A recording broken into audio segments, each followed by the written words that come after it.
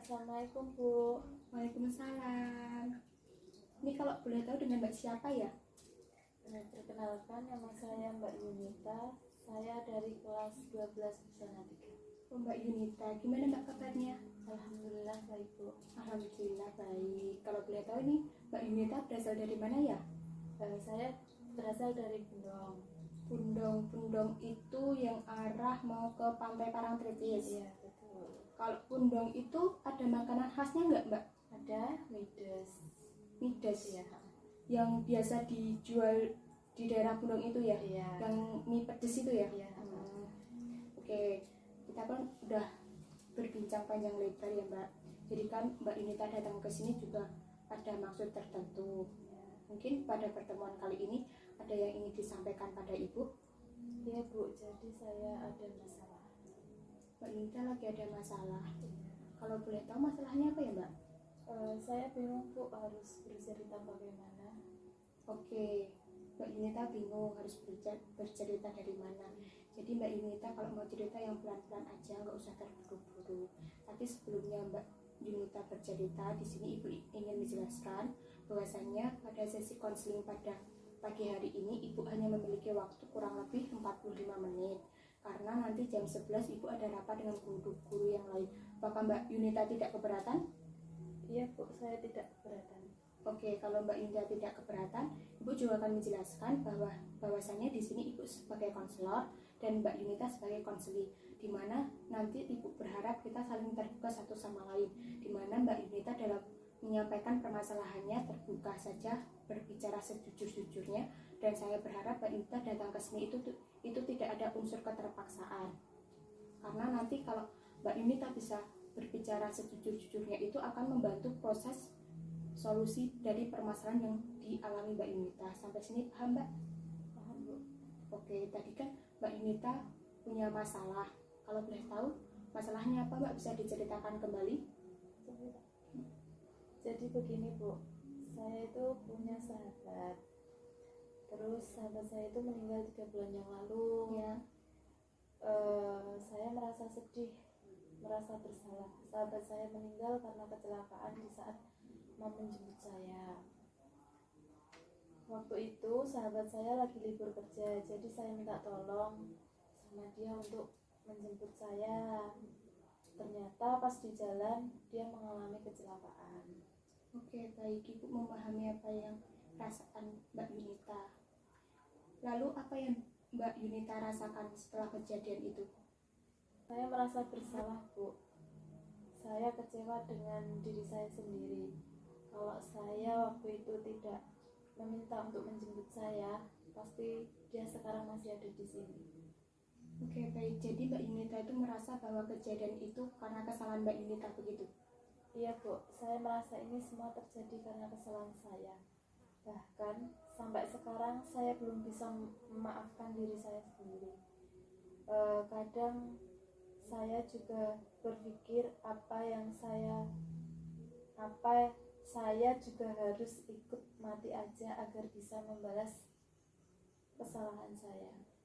Oke, apakah menurut Mbak Yunita kalau Mbak Yunita ikut mati itu solusi yang baik? Lalu bagaimana dengan orang tua Mbak Yunita dan orang tua sahabat Mbak Yunita tersebut? Entahlah Bu, orang tua saya selalu menguatkan saya Bu. Walaupun sekarang saya belum bisa memaafkan diri saya sendiri. Kalau orang tua pacar saya, mereka berusaha menerima semua takdir ini dengan ikhlas Bu. Mereka tidak membenci saya, bahkan mereka masih menganggap saya sebagai anaknya sendiri. Kadang saya masih sering berkunjung ke sana sepulang sekolah. Orang tua Mbak Yunita dan orang tua sahabat Mbak Yunita tidak membenci Mbak Yunita. Sekarang mari kita berpikir bersama dari orang tua Mbak Yunita dan orang tua sahabat Mbak Yunita yang sangat menguatkan Mbak Yunita. Tetapi Mbak Yunita ingin membalas kesalahan dengan ikut mati. Menurut Mbak Yunita, apa itu cara yang paling tepat? Gimana ya Bu?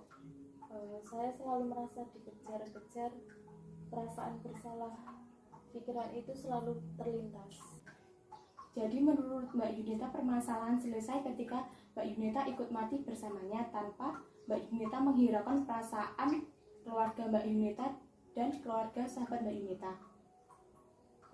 Iya Bu, saya rasa itu sangat terbaik.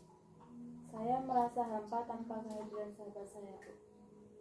Sekarang coba pikirkan dulu, apakah dengan semua rencana dan pikiran Mbak Yunita itu semua dapat selesai?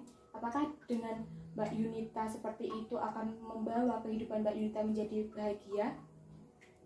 Apakah pikiran dan harapan Yunita itu tidak malah menambah masalah baru untuk orang tua Mbak Yunita dan orang tua sahabat Mbak Yunita? Sedangkan orang tua Mbak Yunita sendiri udah menganggap Mbak Yunita itu seperti anak sendiri. Iya sih Bu, saya rasa itu mau menambah masalah. Oke, jadi Mbak Yunita merasa sekarang ikut mati bukan solusi yang tepat dalam menyelesaikan masalah ini, ya? Saya mengerti Bu, tapi saya masih sulit memaafkan diri saya sendiri. Saya merasa akar permasalahannya terpusat pada saya. Coba pikir ya Mbak Yunita, kalau orang tua sahabat Mbak Yunita saja bisa tegar menerima kenyataan ini bahwa anaknya sudah meninggal, kenapa Mbak Yunita tidak bisa tegar menghadapi permasalahan ini? Padahal orang tua sahabat Mbak Yunita juga kehilangan orang yang disayangnya seperti halnya Mbak Yunita yang kehilangan sahabat yang disayangnya. Iya sih Bu, saya merasa pikir saya masih pendek. Apa Mbak Yunita sudah pernah menceritakan ini pada orang tua Mbak Yunita? Tidak Bu, saya selalu bingung untuk memulai cerita. Ujung-ujungnya saya pusing, nangis, dan lemes. Apa sekarang kamu merasa lemas dan pusing? Iya Bu, sedikit.